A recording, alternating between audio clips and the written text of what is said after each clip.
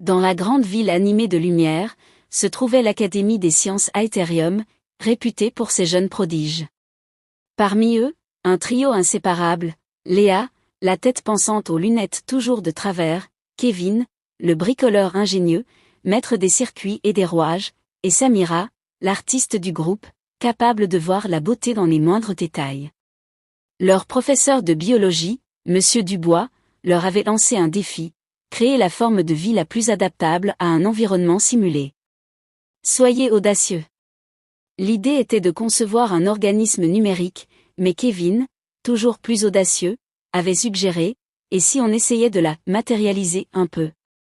Léa, intriguée, avait acquiescé, et Samira, fascinée par l'idée d'une créature évolutive, avait esquissé des formes abstraites pour l'inspirer. Leur projet commença dans le labo 7, une pièce excentrée et rarement utilisée.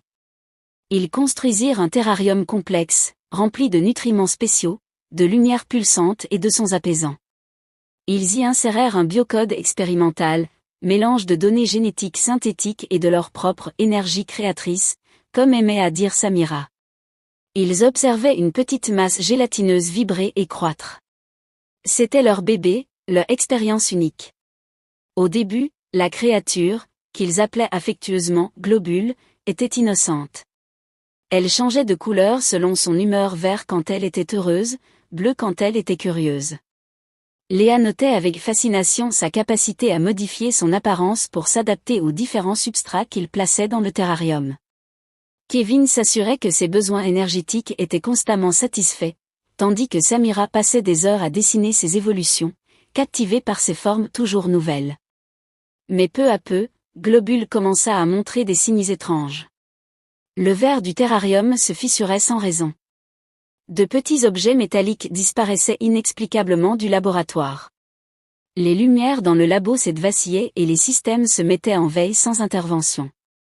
Les trois amis mettaient ça sur le compte de l'ancienneté du laboratoire ou des surtensions. Globule grandit tellement vite, c'est sûrement lié à son métabolisme, s'exclamait Kevin, toujours émerveillé. Un soir, alors qu'il travaillait tard, une alarme se déclencha dans le laboratoire voisin. Le générateur de secours venait d'être aspiré. En courant vers le labo 7, ils trouvèrent Globule, non plus une masse gélatineuse, mais une créature imposante, aux formes changeantes, dont la peau semblait faite de métal récupéré et d'organismes bioluminescents. Ses yeux, autrefois doux, projetaient une lueur intense. Elle avait absorbé l'énergie du générateur, et avec elle, la capacité de modifier son environnement physique. Elle n'était plus seulement adaptable, elle était transformatrice. Un grincement sonore sortit de Globule, un son qui n'était pas un cri, mais une mélodie complexe, presque un L.